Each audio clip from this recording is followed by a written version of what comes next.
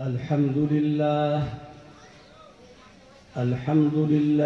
نحمده ونستعينه ونستغفره ونؤمن به ونتوكل عليه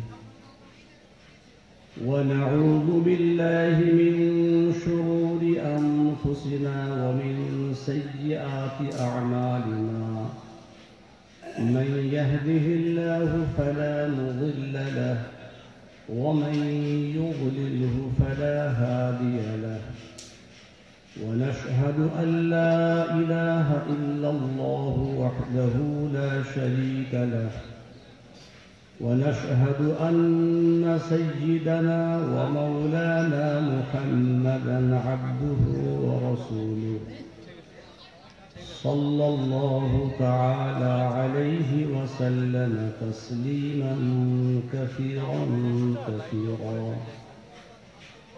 أما بعد فقد قال الله تعالى في كلامه المجيد وفرقانه الحميد أعوذ بالله من الشيطان الرجيم بسم الله الرحمن الرحيم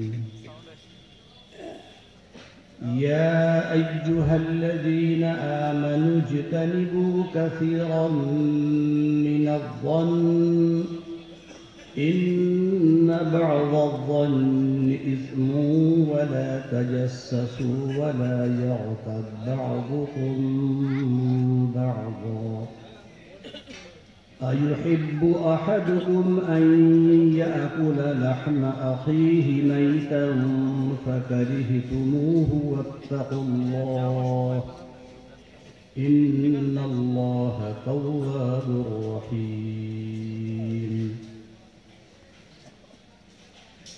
وقال النبي صلى الله عليه وسلم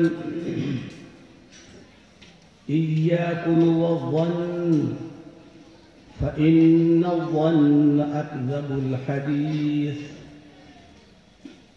وقال عليه الصلاة والسلام الغيبة أشد من الزنا وقال عليه الصلاة والسلام ولا تغتابوا إلى آخر الحديث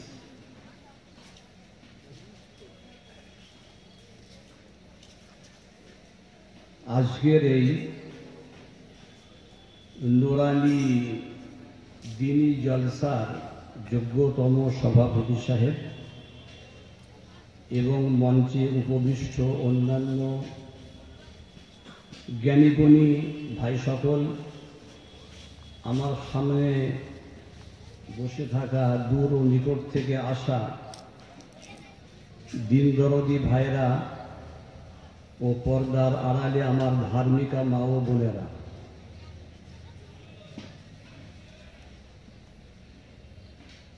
বা হুজুর একটু আগে কি বললেন, তোমাদের সামনে খালি জায়গা কেন? আগে এসো, সব আগে এসো, আগে এসো। সামনে যারা বসে আছে ওদের সঙ্গে মিলে যাও, মাজমা থেকে আলাদা কেউ বসবেন না। আপনারা উঠে আসুন। আপনারা দেখছেন না যে সামনে খালি জায়গা রয়েছে?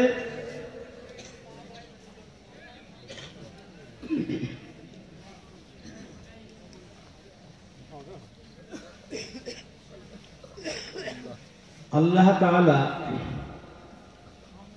হিদায়াত প্রাপ্ত হওয়ার জন্য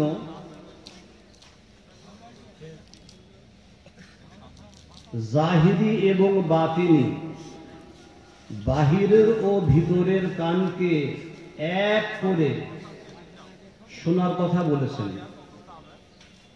অর্থাৎ একান্ত ভক্তির সাথে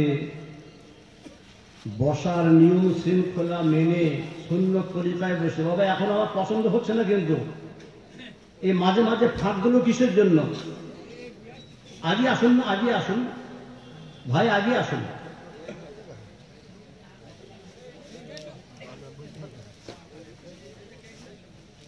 সকলেই সরে আসুন, সকলেই। কারোর সামনে খালি জায়গা থাকবে না, খালি জায়গা পিছনে থাকবে।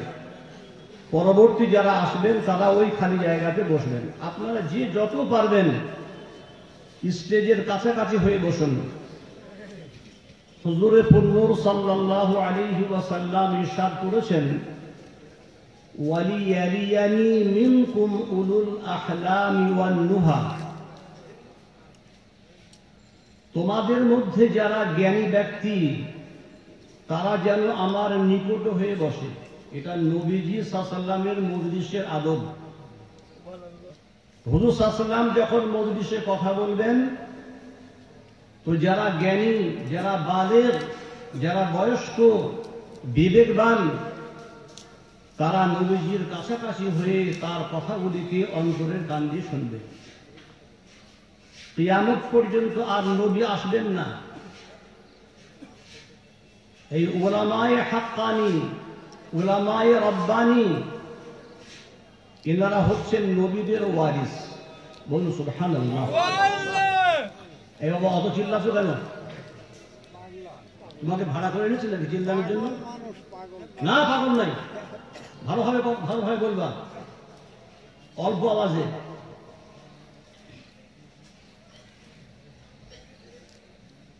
কিয়ামত পর্যন্ত উলামায়ে কিরাম, এরা নবীদের মিশন, নবীদের দায়িত্ব, তাদের রেখে যাওয়া এবং ছেড়ে যাওয়া কোরআন ও হাদিসের ইলমকে এনারা বিতরণ করবেন। নবীজি সাল্লাল্লাহু আলাইহি ওয়াসাল্লাম বলছেন, মান যারা আলিমান ফাকান্নামা যারানি, যে ব্যক্তি কোনো আলিমের জিয়ারত লাভ করলো, সাক্ষাৎ লাভ করলো, সে যেন আমার সাক্ষাৎ লাভ করলো। বলুন সুবহানাল্লাহ। কত বড় সুযোগ! এই কথাগুলিকে অন্তরে গেঁথে নিতে হবে। আর বাড়ির থেকে যখন বার হব এই নিয়তে আসতে হবে যে এই মজলিসে উলামায়ে হাক্কানি, উলামায়ে রব্বানিরা আসছেন, তারা নবীর ওয়ারিস। তাদেরকে দেখা মানে আল্লাহর নবীকে দেখা। ওয়ামান সাফাহা আলিমান ফাকান্নামা সাফাহানি, যে ব্যক্তি কোনো আলিমের সঙ্গে মুসাফাহা করলো সে যেন আমার সঙ্গে মুসাফাহা করলো। বলুন সুবহানাল্লাহ। আজকাল তো আমরা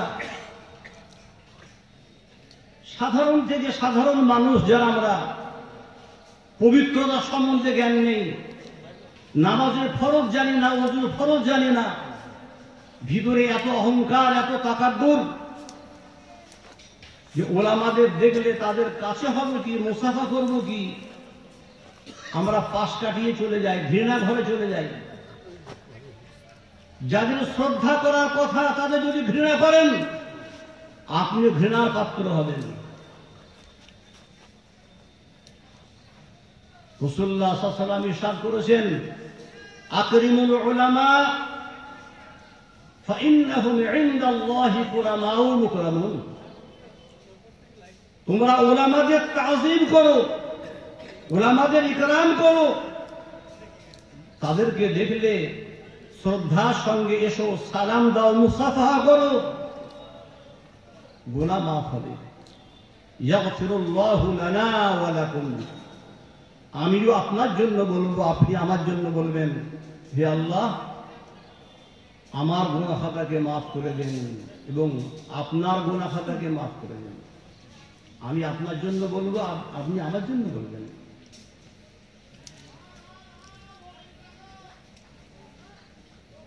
ওয়ামান জালাসা আলিমান ফাকান্নামা জালাসানি, যে ব্যক্তি কোনো আলিমের মজলিসে বসলো, নবীজি সাল্লাল্লাহু আলাইহি ওয়াসাল্লাম বলেন সে যেন আমারই মজলিসে বসলো। বলুন সুবহানাল্লাহ। আপনার অন্তরে গেঁথে নিন, যদি আপনাদের বিশ্বাস থাকে আমরা আজকে উলামাদের মজলিসে বসার কারণে আমরা যেন আল্লাহর নবীর মজলিসে বসে আছি। বলুন সুবহানাল্লাহ।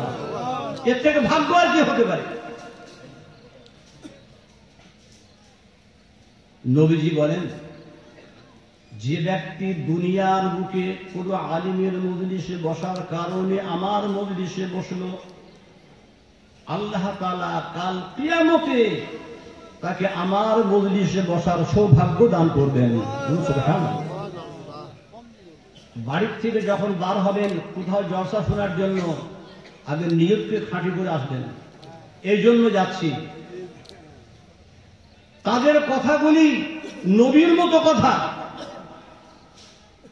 নবীর আমলে নবীর মজলিসের যে আদব ছিল, কিয়ামত পর্যন্ত উলামায়ে দ্বীনের মজলিসে সেই একই আদব। কাছে বসতে হবে, বসাটাকে সুন্নত তরিকায় হতে হবে, আর অন্তরের কান দিয়ে শুনতে হবে। হিদায়াতটা চারটিখানি ব্যাপার। আল্লাযীনা ইয়াসতামিউনাল কওলা ফায়াত্তাবিউনা আহসানা উলাইকা আল্লাযীনা হাদাহুমুল্লাহু ওয়া উলাইকা হুম উলুল আলবাব। যারা দ্বীনের কথাকে অন্তরের কান দিয়ে শুনবে, ইস্তিমা ওলামারা জানেন, এটা হচ্ছে সামর, এই কান দিয়ে শোনা। ইস্তিমা অন্তরের কান দিয়ে শোনা। কোরআন তিলাওয়াত যেখানে হয় সেখানে সাম শব্দ আসেনি, ইস্তিমা শব্দ এসেছে।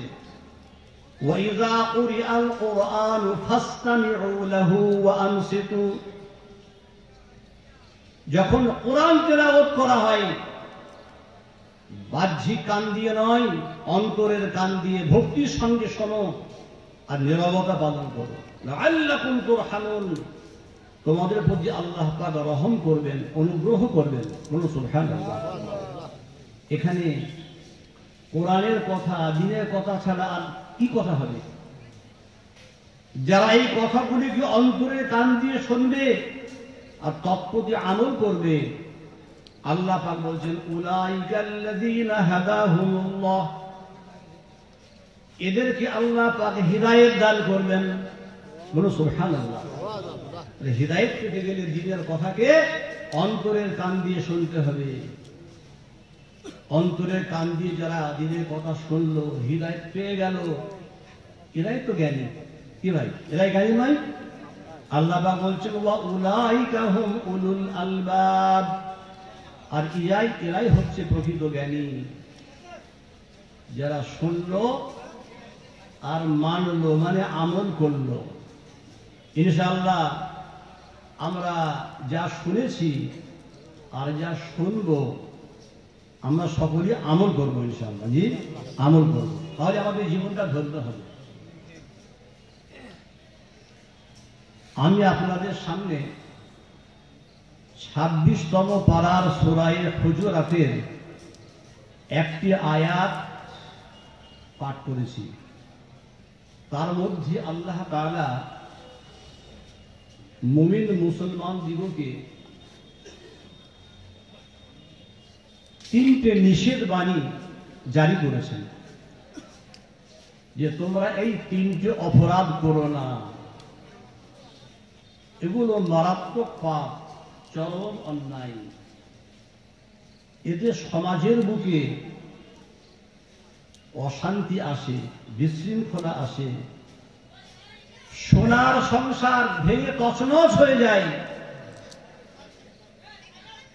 স্বামী স্ত্রীতে, ভাইয়ে ভাইয়ে, বন্ধুতে বন্ধুতে, পাড়ায় পাড়ায়, মহল্লায় মহল্লায়, এলাকায় এলাকায় আগুন লেগে যায়। তাহলে এত মারাত্মক যখন 3টি অপরাধ, তোমরা সেই অপরাধ 3টি করো না। আল্লাহ পাক বলছেন আউযু বিল্লাহি মিনাশ শাইতানির রাজীম ইয়া আইয়ুহাল্লাযীনা আমানু ইজতানিবু কাসীরাম মিনায-যন্ন ইন্না বা'দায-যন্নি ইসম। হে ঈমানদারগণ, তোমরা অধিক ধারণা হইতে বাঁচো, বেশি বেশি ধারণা করো না। বেশি বেশি কুধারণা করো না। কেন?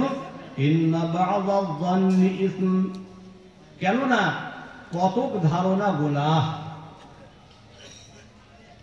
আল্লাহ পাক যখন বললেন যে কতক ধারণা গুনাহ, তাহলে বোঝা যাচ্ছে যে ধারণা কয়েক প্রকার, তার মধ্যে থেকে কিছু কিছু প্রকার গুনাহ। তা আমাদেরকে সর্বপ্রথমেতে ধারণা কয় প্রকার এটা জানতে হবে, আর তার মধ্যে কোন প্রকারটা নিষেধ এবং হারাম সেটাও জানতে হবে। জানার পরে তার থেকে আমাদেরকে এড়িয়ে চলতে হবে। ধারণা চার প্রকার। প্রথম প্রকার ধারণা হারাম, দ্বিতীয় প্রকারের ধারণা জরুরি, তৃতীয় প্রকারের ধারণা হচ্ছে জায়েজ এবং মুবাহ, চতুর্থ প্রকারের ধারণা হচ্ছে মানদুব এবং মুস্তাহাব। যে ধারণাটা হারাম, যেমন আল্লাহ পাক সম্পর্কে কোন মানুষের এইরূপ ধারণা করা হারাম যে আল্লাহ পাক আমাকে আযাবে ফেলবেনই ফেলবেন, তিনি আমার গুনাহকে কখনোই মাফ করবেন না। আল্লাহ সম্পর্কে এইরূপ ধারণা করা হারাম। লা ইয়াইআসু মির রাউহিল্লাহি ইল্লাল কওমুল কাফিরুন, একমাত্র কাফেররাই আল্লাহর রহমত থেকে নিরাশ হয়। এছাড়া ঈমান যার মধ্যে যাররা বরাবরও আছে, তার জন্য তো আল্লাহ পাক এটা বাদাম খাওয়ার মধ্যে, সেটা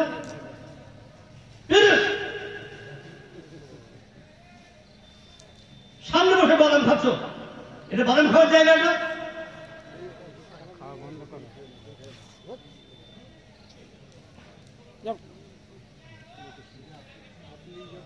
আবাদ রাখো।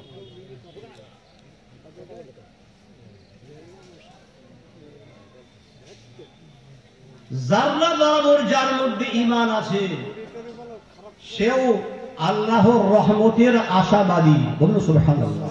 কেন?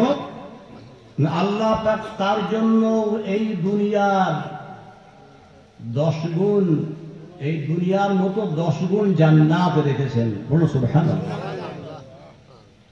আমরা নৈরাশ কেন হব? লা তাকনাতু মির রাহমাতিল্লাহ ইন্নাল্লাহা ইয়াগফিরুয যুনুবা জামিআ। তোমরা ইয়া ইবাদিয়াল্লাযীনা আসরাফু আলা আনফুসিহিম লা তাকনাতু মির রাহমাতিল্লাহ, হে আমার ওই সকল বান্দারা যারা নিজেদের প্রতি জুলুম করেছো, অত্যাচার করেছো, আমার হুকুম মাননি, নামাজ পড়নি, রোজা রাখনি, হজ করনি, যাকাত দাওনি, পর্দা পোশিতা করনি, কিন্তু তোমাদের অন্তরের মণিকোঠায় যারা বরাবর ঈমান ছিল, তোমরা আমার রহমত থেকে নৈরাশ হয়েও না। কেন? ইন্নাল্লাহা ইয়াগফিরুয যুনুবা জামিআ, আল্লাহ তাআলা সকল পাপকে তিনি ক্ষমা করতে পারেন, তিনি ক্ষমা করে দেবেন। ইন্নাল্লাহা লা ইয়াগফিরু আন ইউশরাকা বিহি ওয়া ইয়াগফিরু মা দুনা যালিকা লিমান ইয়াশা। শিরকের গুনাহ ছাড়া যত গুনাহ আর গুনাহগার আছে, আল্লাহ তাআলা তাদের মধ্যে থেকে যাকে ইচ্ছা তিনি বিনা তওবাতেও মাফ করতে পারেন। সুবহানাল্লাহ। তবে নিয়ম হচ্ছে কিন্তু গুনাহে কাবিরার জন্য তওবা শর্ত, আর বিনা তওবাতে তিনি শিরকের গুনাহকে কখনোই মাফ করবেন না। অতএব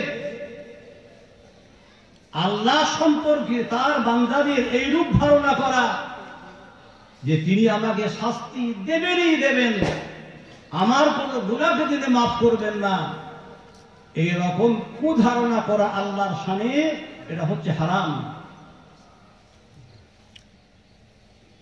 এর অর্থ এই নয় যে আল্লাহ যখন বলে দিয়েছেন যে আমি তোমাদের সব পাপকে মাফ করে দেব, তাহলে শুধু পাপ করেই চলবো,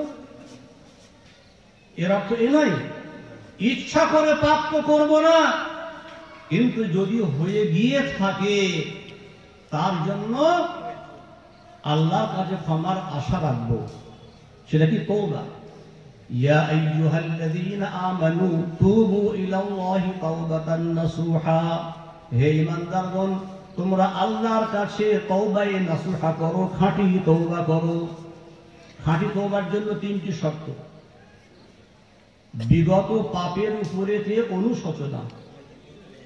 আল্লাহ, আজকে আমার বেলেডাঙ্গা মোড়ে ফার্স্ট বাসটা পেলাম না, দাঁড়িয়ে আছে, কি পাই? আমাকে মাদ্রাসায় আসতে হবে, 6-7টায় ক্লাস শুরু, 8:30টার মধ্যে মধ্যে আমাকে আসতে হবে, দাঁড়িয়ে আছি। একটা লরিওয়ালা এসে দাঁড়িয়ে গেল, যে আমাকে তুলে নিল, বলছে আমি কলকাতায় গাড়ি খালি করতে গেছিলাম, পাথর নিয়ে গিয়েছিলাম, তো বলছে আমি আপনার সুন্নত দেখে দাঁড়িয়ে গেলাম। সে নিজের জীবনের কথা সব আমাকে বলতে লাগলো অল্প টাইমের মধ্যে। আমি সব বুঝি, সব জানি, কেউ কাউকে বাঁচাতে পারবে না আল্লাহ ছাড়া, কিন্তু আমি সব জেনে শুনো আমি নামাজটা পড়তে পারছি না। আমি নিয়ত করে নিয়েছি যে আগামী রমজান মাস থেকে আমি পাকাপোক্তা নামাজ পড়বো, আর আমি একবারে দিনদারি পথে আসবো। খুব ভালো ভালো কথা বলছিল, যে আমার দিন 2000 টাকা করে আমার ইনকাম, মালিক আমাকে দেয় লরি চালানোর জন্য 2000 টাকা করে দেয়। বলছে ভাই আমি জীবনে 5টা পয়সাও রাখতে পারলাম না। সে বলছে যে আমি নিয়োগ করেছি যে রমজান মাস থেকে আমি আর নামাজ ছাড়বো না, নামাজ পড়বো আর দিনদারি হলেই চলবো। এ হচ্ছে তওবা। বিগত পাপের উপরে অনুশোচনা, আর আগামীতে ওই অন্যায়গুলো করব না বলে দৃঢ় প্রতিজ্ঞা, যা করেছি করেছি আর করব না, আর করব না। আর যাদের সঙ্গ দোষে আমার এই ভুলগুলো হয়েছে, সেই সঙ্গ ত্যাগ করা। সাধারণত এরকমই হয় না, ভালো লোকের সঙ্গে হয়ে মানুষ ভালো হয়, আর খারাপদের সাথে মিশে মানুষ খারাপ হয়ে যায়। এই তিনটি শর্ত। তো ইনশাআল্লাহ যদি এইভাবে কেউ তওবা করে, আল্লাহ পাক কি বলছেন, আসা রাব্বুকুম আন ইউকাফিরা আনকুম সাইয়্যাতিকুম, আল্লাহ পাক তোমাদের পাপ রাশিকে মাফ করে দেবেন। ওয়া ইউদখিলাকুম জান্নাতিন তাজরি মিন তাহতিহাল আনহার, আর তোমাদিগকে এমন জান্নাতে প্রবেশ করাবেন, স্থান দান করবেন, যার তলদেশ দিয়ে বিভিন্ন প্রকারের নহর প্রবাহিত হয়ে গেছে। ইয়াউমা লা ইউখজিল্লাহু আন-নাবিয়্যা ওয়াল্লাযীনা আমানু মা'আ, সেই দিন আল্লাহ গুনাহ খাতাকে মাফ করবেন, জান্নাত দান করবেন, যেদিন আল্লাহ তাআলা নবী এবং নবীদের প্রতি যারা ঈমান আনলে ওয়ালা মুমিন, তাদেরকে তিনি হাসরবাসী কাফেরদের সামনে লজ্জিত করবেন না। সুবহানাল্লাহ। আমাদের জন্য কত বড় সৌভাগ্য যে আমরা যে নবীর উম্মত বা পূর্বেও যে সমস্ত নবীর যারা উম্মত ছিলেন, যে তাদের যারা অনুসারী ছিলেন, সেই যুগে আমরা যে আখিরি নবী মুহাম্মদুর রাসূলুল্লাহ সাল্লাল্লাহু আলাইহি ওয়াসাল্লামের উম্মত হতে পেরেছি। আল্লাহ পাক না ওই নবীকে হাসরবাসী কাফেরদের সঙ্গে লজ্জিত করবেন, না তার উম্মত যারা ঈমানদার তাদেরকে করবেন। বলুন সুবহানাল্লাহ। এই জন্য বড় সুসংবাদ, আরো অনেক আগে ব্যাখ্যা রয়েছে। যাই হোক, আমার কথা হচ্ছে এই যে আল্লাহ সম্পর্কে আমরা কখনো নৈরাশ্যমূলক ধারণা করব না, তাই বলে সিনা জড়ি করে আমরা কোনো গুনাহ করব না ইনশাআল্লাহ। নম্বর 2, কোন মুমিন মুসলমান সম্পর্কে অকাট্য দলিল এবং প্রমাণ ব্যতি দেখে কুধারণা করা হারাম। আমাদের সমাজে একটা বর্তমান সময়তে চলছে, যদি একটি যুবক আর একটি যুবতীকে কেউ রাতের অন্ধকারে দেখে, তো তারা শেষ কথা পর্যন্ত বলে দেয়, বলে এর সঙ্গে আছে, বলে কিনা? বলে কিনা যে এর সঙ্গে আছে। এই কথাটা মানে কি? যে এরা পরস্পরের জিনায় লিপ্ত আছে। নাউজুবিল্লাহ। জিনা প্রমাণ করার জন্য কঠিন কঠিন প্রমাণ লাগবে। কয়েকজন সাক্ষী এমন ভাবে দেখতে হবে যেমন সূচের পিছনের ছিদ্র থেকেও সুতো পড়াচ্ছে, এরকম অবস্থাতে দেখতে হবে। তবে কাজীর সামনে গিয়ে সে বলতে পারবে যে অমুক ও অমুকের সঙ্গে জিনায় লিপ্ত আছে। আপনি এতটুকু বলতে পারেন। এটা খুব মারাত্মক অপরাধ যে রাতের অন্ধকারে একটি পর যুবক একটি পর যুবতীর সঙ্গে তারা কথা বলছে, এটা আদৌ ঠিক নয়। আপনি এতটুকু বলতে পারেন। কিন্তু এর আগে যেটা বললেন এটা হচ্ছে কুধারণা। রাসূলুল্লাহ সাল্লাল্লাহু আলাইহি ওয়াসাল্লাম বলছেন, ইয়্যাকুম ওয়াল কিযবা ফাইন্নাল কিযবা আকযাবুল হাদিস। তোমরা কুধারণা হইতে আত্মরক্ষা করো, কেননা কুধারণা হচ্ছে মিথ্যা। কুধারণা হচ্ছে মিথ্যা, এটাও হারাম। আর একটা ধারণা ওয়াজিব, করতেই হবে সেটা। যেমন কোন মুসলিম শাসক বা কাজীর দরবারে মোকদ্দমা এসেছে, কেস এসেছে, বাদী আর বিবাদী, এবার সাক্ষীও আছে। আল বাইয়িনাতু আলাল মুদ্দাঈ, দাবিদারের জন্য সাক্ষী প্রয়োজন। সে সাক্ষীও পেশ করেছে, আর সাক্ষীগুলো হচ্ছে সিকা, নির্ভরযোগ্য সাক্ষী। তখন এই কাজী সাহেবকে যেহেতু এই মোকদ্দমার ফয়সালা করতে হবে, আর সাক্ষীগুলো সিকা, দিনদার, পরহেজগার, নির্ভরযোগ্য, তখন তাদের সাক্ষ্যর উপরেতে নির্ভর করে কাজীকে ফয়সালা দেওয়া ওয়াজিব। মানে কাজী এই ক্ষেত্রে ধারণা করা যে এই সাক্ষীগুলো এরা সত্যবাদী, এরা ন্যায়পরায়ণ, এরা দিনদার, মনে করে তাদের কথা অনুযায়ী কাজীকে ফয়সালা দিতে হবে। আর একটা ধারণা হচ্ছে মুবাহ বা জায়েজ। যেমন আপনি নামাজ পড়তে পড়তে আপনার ভুল হয়ে গেছে, একবার মনে হচ্ছে আমি 3 রাকাত পড়েছি, আবার একবার মনে হচ্ছে যে আমি 2 রাকাত পড়েছি। এই যে ধারণা, এই ধারণাতে আপনার সামনে দুটো দিক।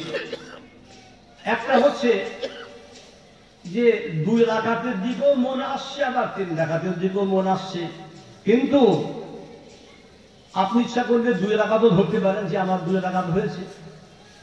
আপনি 4 রাকাতের মধ্যে আর 2 রাকাত পড়ে নিলেন।